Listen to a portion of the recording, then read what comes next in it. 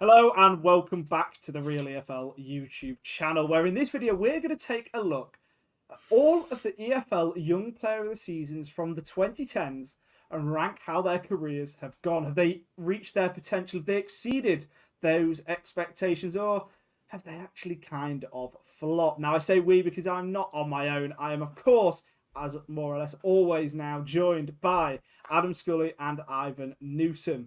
So, you know the drill. Let's get straight into the tier list. And here we go then. For this tier list, we've got 4 different categories. We've got exceeded expectations, reached potential, just a bit meh. And then we've got a flop, a total and utter flop. But the first player that we've got coming up, I'll be honest, I'm not putting him in flop. Don't know about you guys. I mean, if you are, then we can probably end this video. Nathaniel Clyne won it in 2010. Adam, you're probably more invested in the Premier League in this out of the three of us than me or Ivan. So talk to us about Nathaniel Clyne. Where should he be? Nathaniel Clyne was genuinely an unbelievable young player. I used to love watching him. And then he went to Liverpool, and I thought they had sewn their right back spot up for years to come. And it turns out they did for about 3 years. I would say just a bit meh. I don't know. I mean, considering he's the same age now as like Cole Walker, I think Cole Walker would have absolutely far exceeded Nathaniel Clyne. He was at Liverpool. He won nothing. He was runner-up in the Champions League, runner-up in the Europa League, runner-up in the League Cup. He never actually won a trophy with Liverpool. Left and went back to Palace. He's been a reliable player for them over the last few years in a second spell there. He's done all right, but I would say just a bit meh. I don't think he's exceeded expectations. I think it'd be stupid to put him in that category. But I don't think he's reached potential either. Unless he did, his potential was just to be a solid Premier League right back.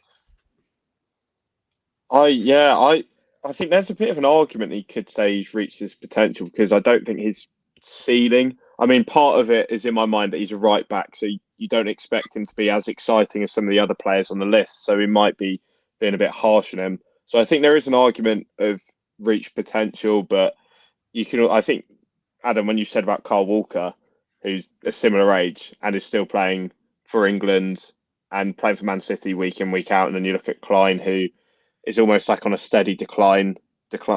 What a great pun there. That wasn't a pun. Anyway, I just think Clyne, he's had a good career. You look at him; he's been a runner-up in the Champions League and Europa League with Liverpool.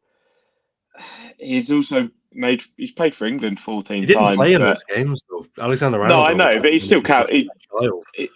Yeah, but it still counts in my eyes. And I mean, he's played for England 14 times, which is a lot more than a few players on this list. So I'd be in between reach potential and just a bit more, because there's a few that I'd be putting below him in this list. Mm-hmm. I'll be honest, for me, it has to be reached. I can't justifiably put an EFL Young Player of the Season right back who's gone on to play 255 games in the Premier League, 16 games in continental competitions, and 14 games for England in just a bit meh. I think that's probably being too harsh. But did you not think he was going to be like one of the best right backs in the Premier League, which he was for maybe 12 to 24 months? I was 7. I was a bit older. I had higher expectations for him. I had more expectations for him. Look, of course, you have high expectations. We had high expectations for every single player on this list. But I just think being a solid right back for a number of seasons in an underperforming Liverpool side, bear in mind, they got to the Champions League final.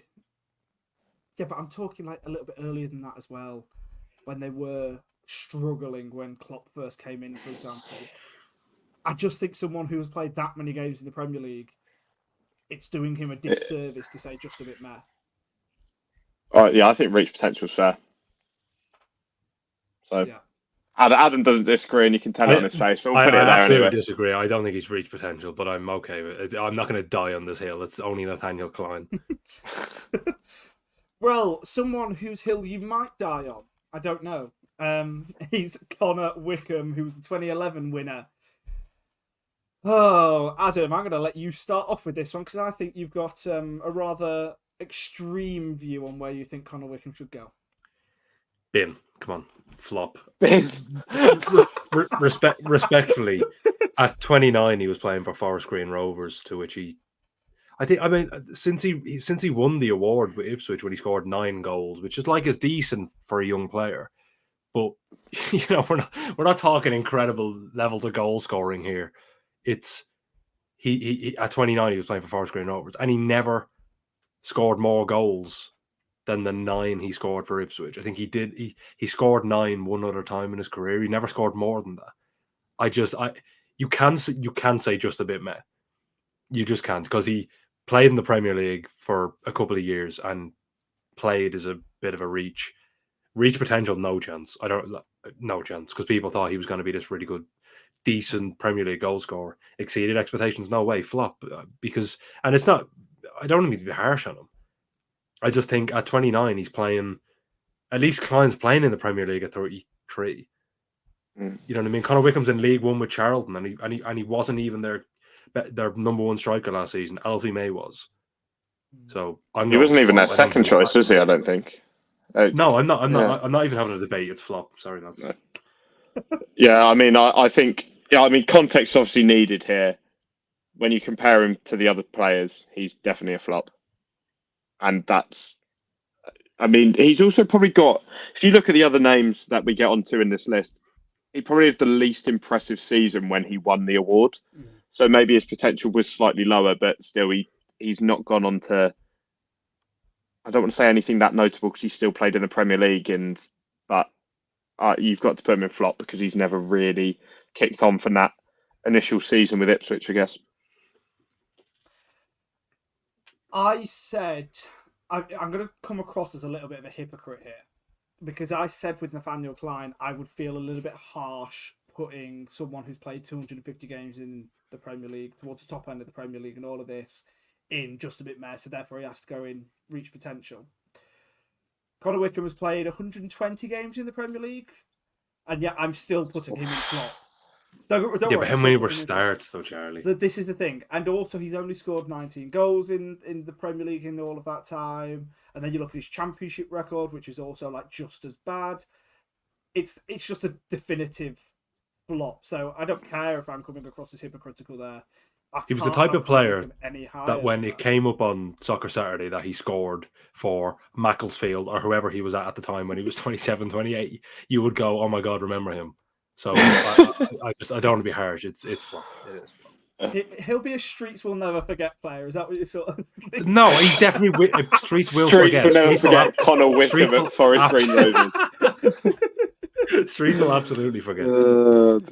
Right. Wilfried Zaha is the next one. A player with certainly a bit of an interesting career and career path. Now, Adam is, our resident Manchester United fanboy. Fanboy. Are we doing the Crystal Palace tribute act here? What is this? Literally, it's his former Palace players, isn't it? It might be a little controversial. I would say just a bit meh. Get out. I would even argue you could put flop. Wilfried Zaha was tipped to be one of the best wingers in English football. He remained his whole career at Crystal Palace.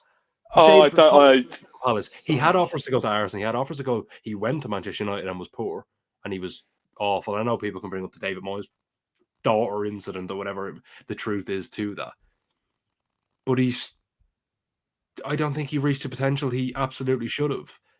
He was Sir Alex Ferguson's last ever signing at Manchester United. He barely played for the club. He went to Palace, was a really good winger for Palace. But if you're telling me that when he left Palace initially in 2013, that staying at Palace in almost 10 years, or about 10 years, was his potential, I'm sorry, I don't agree with that. I would say just a bit meh. I'd have him in reach potential not the very least, because he's never really kicked on. But this is a guy who, in 5 of his 8 seasons in the top flight for Crystal Palace, has put up over 10 goal contributions in a Palace side who haven't always been that good. I mean, Crystal Palace are always around that mid-table side. He's been one of their arguably greatest ever players. He's been a great servant to the club. when I do watch Premier League or when he was playing for Palace in the Premier League, I wasn't his biggest fan. I think the way he plays just annoys me at points, but that's just personal opinion because he was such a good winger on his day, and when he broke onto I'm the not scene for disputing that though. Palace, no, I know, but Absolutely a great player. Absolutely. he completely did flop at Man United. I mean, what Mhm. did he even make? He made like less than 5 appearances. I think he or something played like in that, the didn't he? I remember him just playing in the Community Shield against Wigan for some reason when Wigan won the FA Cup.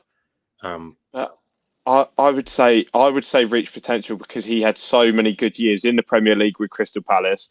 He's now with Galatasaray, he's played in the Champions League for them, and they did win the Turkish Super League last year, I guess. So he has got some silverware in the cabinet. Changed the nationality played for England and played for the Ivory Coast as well. So I'd say reach potential here, just because there's other names in the list that I'd want to be putting below Zaha. I agree. I think he has to be in reach potential. He's obviously not exceeded any expectations. He hasn't even reached it though, was my point. Are you telling me that in after 10 years you saw him back at Palace? But he's been like you could argue he's been a top 10 Premier League winger for like the last 6-7 years. Or I know he never went any further. He stayed with a mid-table side for practically his entire career, and now he's finally gone to a massive club. There was interest from higher up Premier League clubs I know. during that stint. So I know that. we can't punish the guy for choosing to stay. Palace didn't give him a 10-year contract. Yes, but we can't punish the guy for choosing to stay there instead of moving on to. No, my point was, I just don't think he reached the heights that we thought he could have. He could have played for one of the biggest sides in England, and he could have won Premier League, and he probably should have.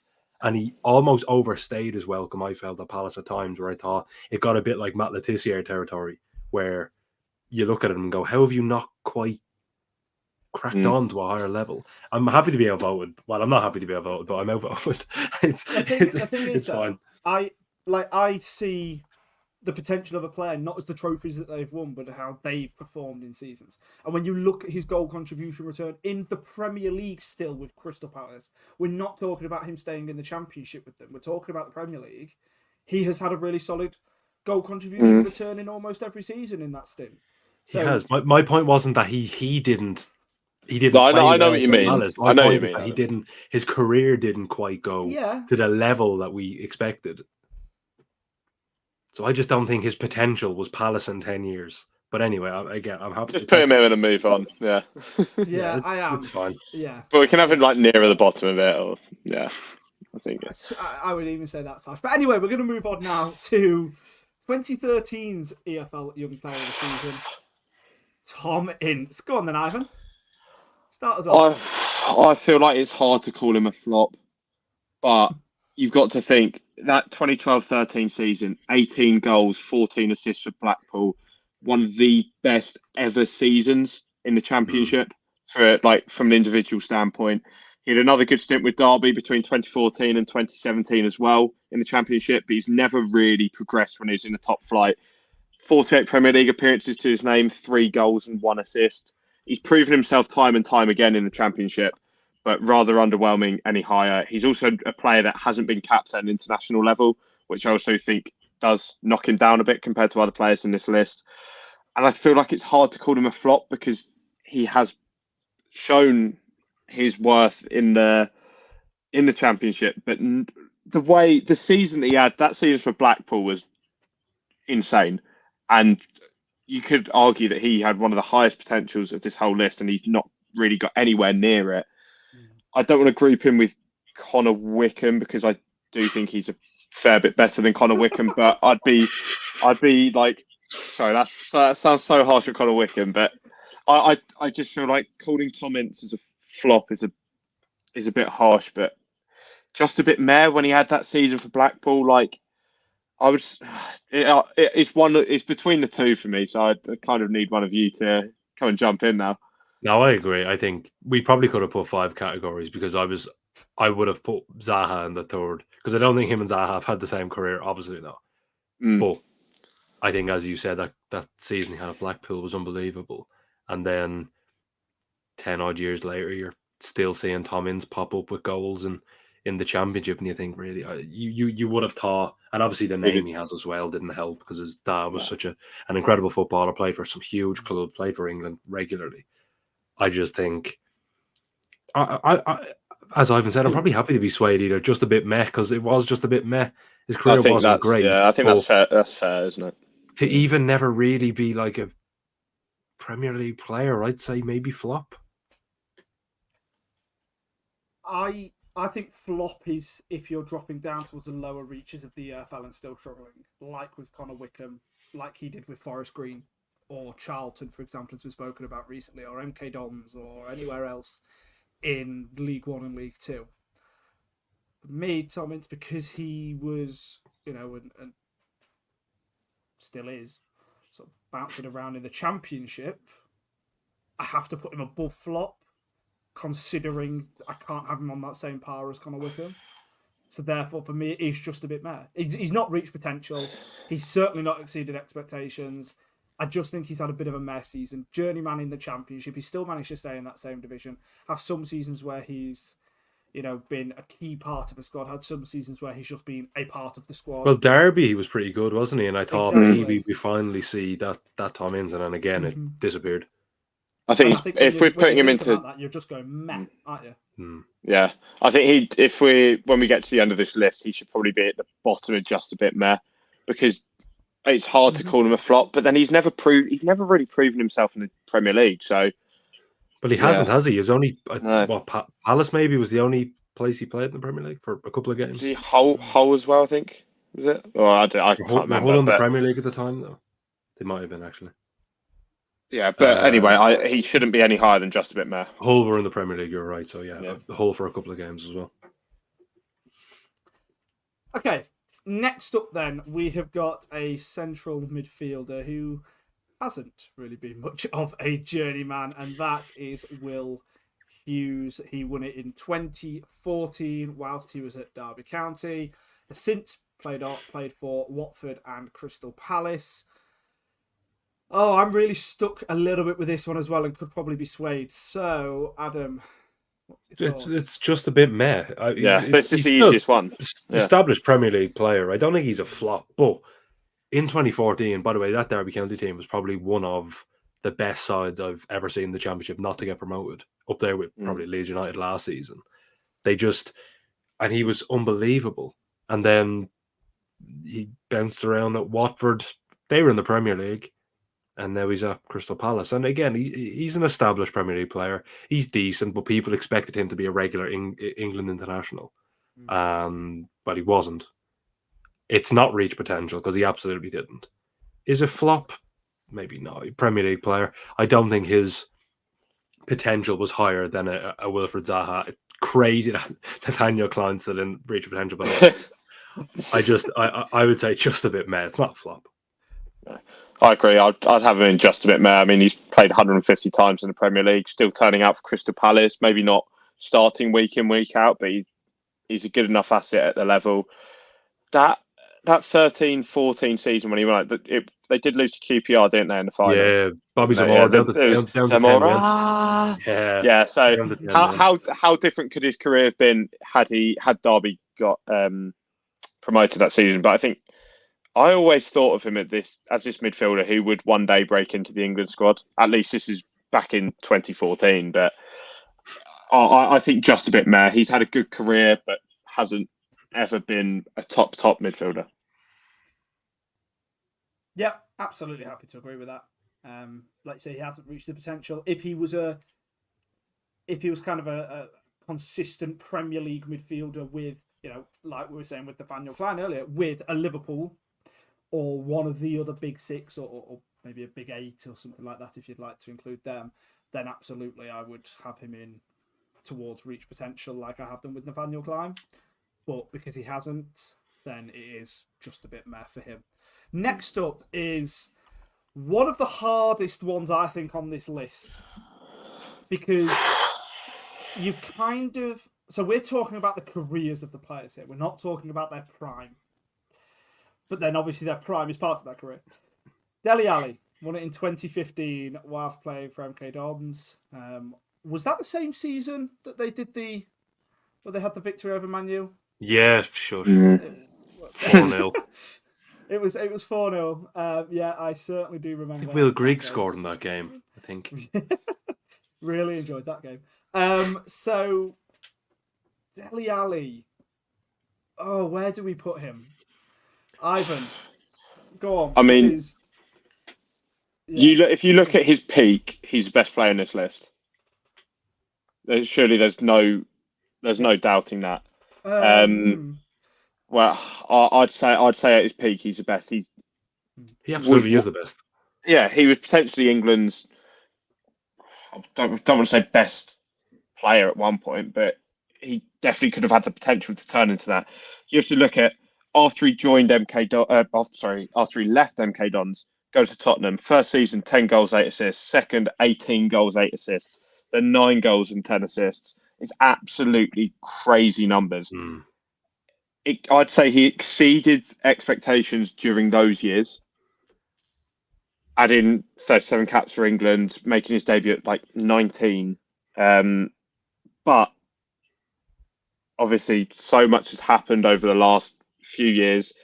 I think he's received far too much criticism, and part of that is because people don't think he's reached the heights that we thought he might have.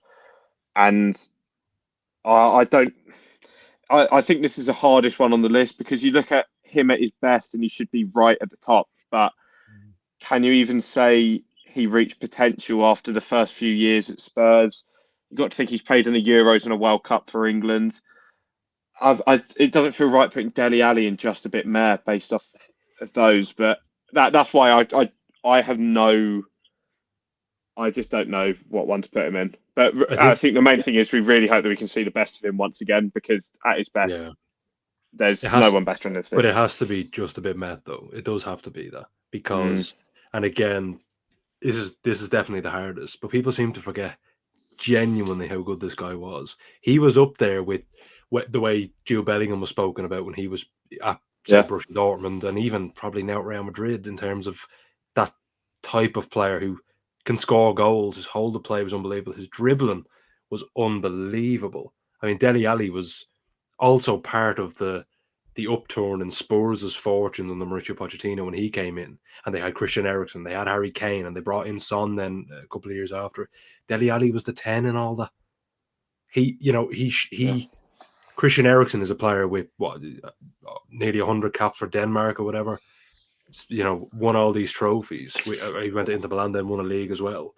He was shoehorned out to the left wing for Dele Alli because of it, because he was that good. This guy was incredible. I mean, we've all seen that goal at Selhurst Park on the team of Crystal Palace. That goal at Selhurst Park where he flicks the ball over his head and volleys it bottom left corner. Unbelievable.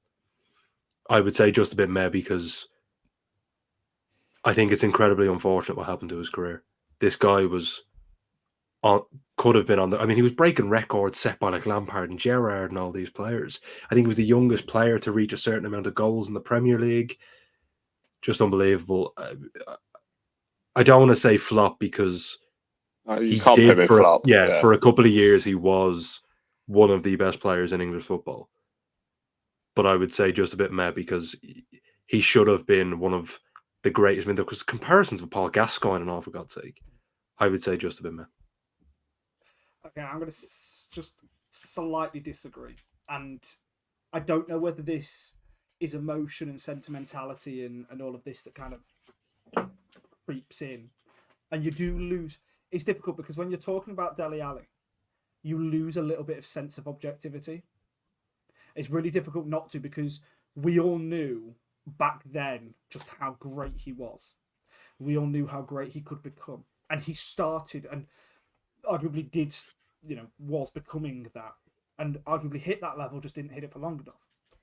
But when you just look at some of his stats, like obviously Ivan was going through there some of the season stats. 125 goal contributions for Tottenham Hotspur. Right, okay, he might not have won anything. But played in the Euros and World Cup for England. 37 caps for England. Now, people can rubbish these as much as they want. Sometimes I do. But transfer market value of 100 million euros at its highest point. All of these as a midfielder. If we were talking about that... He was number 10. Yeah, but if we were talking about that, still a midfield position. If we were talking about that as any other player, and you're just taking that in their whole career, we'd be putting them towards the top. Yeah, but Charlie, It's the this was a fact that guy it that was was so, no, no, no, I know. tipped to be It's one the of the fact that it was best ever. so short-lived. But that's the thing. I'm fully aware. It's the fact that it was so short-lived, and he was, like you say, tipped to be greater than what people are saying about Jude Bellingham right now, or very near to that same level. I just wonder the fact that he's still, regardless of all of that, still achieved all of these stats and all of these accomplishments. Was that not going to be his potential anyway? Did he not hit that potential? He just didn't sustain it. So therefore, can we have him in reached potential? Because I would argue he did reach it. He just didn't. It just wasn't sustained for long enough because his potential was as an absolute star at a top-end Premier League club, which is what Tottenham Hotspur were, even though they lost out in a 2-horse title race. Okay. And came third. No, okay. I think you've convinced me for the first time ever there. I'm happy to go with reach potential, but didn't sustain it. I think that's probably a good description. That's a good way of putting it, isn't it? Yeah. I think at the time, Dele Alli was more talented than Jude Bellingham is right now, and I mean that. People forget how good this guy was. He was unbelievable. And it wasn't just that he'd pop up after doing absolutely diddly squat in a game and score in the 96th minute against Slovakia and make it all about him. This kid was unbelievable. He could, his dribbling was insane. He could score goals. He was great in the air. Remember that game? It was at Stamford Bridge where they beat Chelsea's unbeaten run under Antonio Conte the year Chelsea won the league. I mean, crazy. But yeah, okay, I'm happy to go with that. He reached potential but didn't sustain it. Right, perfect. Good. I'm glad because I would have felt so bad putting in just a bit mad. Just a bit mad. Okay, next up, and we've got 2016's Young Player of the Season, Lewis Cook. Ivan, thoughts? He's arguably one of the ones with the lowest potential. I don't think we've ever quite seen the best of him either. Much of that down to like a number of injuries after he did break through at Leeds. He has, I think this is one that's just a bit meh. He's established himself as a key part of Bournemouth's midfield over the last, 7-ish years. I think he's been like not the main port of call there, but he's been in and around the first team for 7 years, even got one England cap during that time back in 2018. He's got promotion with them to the Premier League on his CV. He's not had a bad career, but it's not one which lives up to the others. I don't think we actually need to spend too long on this one. I just think he's just a bit of a meh kind of career. I don't really know what his potential was, though. He was a good player with Leeds. But to be fair to him, he's had a really good season with Bournemouth. I actually thought he was in with an outside shout of getting a call up because he had that good of a season with the Cherries. But I don't know. I don't know if his potential was ever like regular starter for England. It wasn't as high as someone like a Dele Alli. So maybe just a bit meh is probably fair. But you could also argue reach potential because maybe he did reach his potential, which is a solid Premier League midfielder. And he's still got a fair few years ahead of him as well. That's the thing. Yeah. Like he's by far from the finished article. So I don't hate having him in reach potential at all. But yeah, I don't know what Charlie thinks.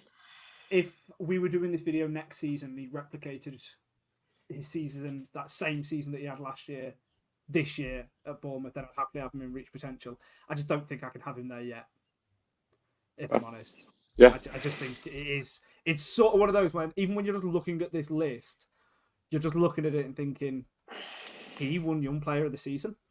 It sort of just stands out a little bit, and not necessarily for a great way. It wasn't a memorable season to the point where you're like, this guy was destined for greatness. So I know exactly what Adam was saying in that. I just think at the who won it that season? Out of curiosity, 2016. Was it Burnley? No, it was Burnley. I remember it was Burnley. Yeah, it was Burnley. Yeah. Because that was then when they went 7th or the season after, didn't they? Yeah. That's pretty good in the Prem. And next up then, because we've got one category that hasn't yet been chosen, and I'm not even debating this, right? He's going in exceeded expectations. Ivan, I really hope as the fellow Englishman on this video that you'll agree. Adam, it doesn't really matter. Hopefully he'll be outvoted anyway. Ollie Watkins, exceeded expectation? Get him in there. Honestly, he's good, man. Out of the whole list, he has to be the one that is in exceeded expectations. I mean, first off, He scored quite an important goal the other day, didn't he? I mean, I know it I didn't. mean, in Well, hindsight, it did mean wasn't a lot. actually that It important. meant a lot. Yeah, but you got to think if he's a player who has scored for England in a European semi-final to send us to the final. There's not too many players that can say they've done that. And also, looking at when he won the award, he is the only player that has won this award while playing in League Two. Only one on the list. And I think we should do another video where we look at the Championship winners, League One winners, the League Two winners of this award. But bear in mind, this is the EFL, so it's general. So to have a player that did it in League Two is, yeah, pretty exceptional. Every time he's been asked to step up, he's done it as well. You look at Exeter to Brentford, Brentford to Villa, even for England now, he's doing it. He was a Championship Player of the Year in 29, Player of the Year as well. So he was Young Player of the Year in 2017 and then Player of the Year in the 2019-20 season. Double digits in the Prem for each of the last four seasons, 19 goals and 13 assists last year. If Erling Haaland wasn't around, we would be saying so many more things about Ollie Watkins. I don't think he gets the credit that he deserves. Even if he didn't score for England the other day, he should still be in exceeded expectations. He's playing in the Champions League as well next year. Like, I don't think much more can be said. No, I just let your done. patriotic rant go on. It doesn't matter my vote anyway, but I agree. He exceeded expectations. I think he's an unbelievable player. However, I will say that it wasn't until he met Unai Emery that he exceeded expectations, because what Emery's done to him has been absolutely phenomenal. He turned him into an absolutely sensational centre forward. Up until that point, he was almost a Championship striker again when Steven Gerrard was in charge, because, well, Steven Gerrard just not that good a manager, is he? And then Unai Emery took over and he's made him into a really, really elite centre forward. So yeah, exceeded expectations. What a player. Perfect. That was reasonably quick and easy then. Next up, 2018. Ryan Sessegnon. Adam's shaking his head. So go on then, Adam. Kick us off. Being just flop. I was so excited for this guy, by the way. Like, do you remember how good he was? This guy was a left back scoring like double-digit goals. He's ridiculous. Teenage left back scoring double-digit goals. And what a player. And then he went to Spurs. And I know Spurs quite often is the land where time stood still. But he didn't stand still. He went backwards. He's still relatively young, has a bit of his life ahead of him, I suppose. I don't think he's going to reach the potential that is expected of him. I mean, this guy was like the English Roberto Carlos at one point. Double-digit goals as a teenage left back or wing back or whatever. That's insane. I just don't think I don't think he had the potential. He just didn't. I would say flop, because there was way more expected from him than what he has delivered, which is a completely backward step from that one season he had. That was unbelievable. I'd put him in flop as well. I think how he broke onto the scene with Fulham, the move to Spurs not working out, and he's now without. He was released by Spurs, wasn't he? And he's now without a club. So I think he's got to go in flop, and he's still got time that he could prove himself as a really good wing back, or even he can play midfield, but I think wing back's his best position. He's got to be in flop for me. Agreed. I've already put him in there. It is a flop. The expectation, the potential that was kind of put on him. He's never reached anywhere near that level. When we did our free transfers video ranking the free transfers in the EFL, which you can check out next after you finish this video, we had a category in there of shouldn't be a free. And I think if he was to go on a free this summer to a Championship club and we were to redo that video, I couldn't even put him in shouldn't be a free, because I think he should, because he's not shown anything. Oh, I'd disagree. If he dropped into the Championship again, I think he could be very good. Mm-hmm. But I wouldn't be surprised to see it. Obviously, it would be on a free this summer, but it's like it wouldn't shock me not knowing his contract situation. The point is, like 6 years later, he shouldn't be back in the Championship, should he? Exactly. Yeah. No, that's the thing. So he's in the flop. And the final one, again, this is a really strange one, because I think Max Aarons had so much kind of great potential riding on him. he kept on having it for like a good few seasons. He won this award back in 2019, and then he had like 3 seasons where he was just constantly being linked with top 6 Premier League clubs. And yet he's just not properly kicked on. I don't know. Where are we putting this one, boys? Just a bit meh. Yeah, just a bit meh. Yeah. Yeah. He didn't reach potential. This guy was like linked with moves with Manchester United and everything when it was, I think, Max Aaron's on the right and Jamal Lewis on the left. And it was like, Norwich have these unbelievable high-flying fullbacks. And then they got relegated dismally because they were awful and they were playing some ridiculous football in the Premier League while leaving the defence wide open. Going forward, he's clearly good. But I don't know. I just expected him to have made a jump by now and he's still kicking about there. If you think he's playing for Bournemouth, isn't he?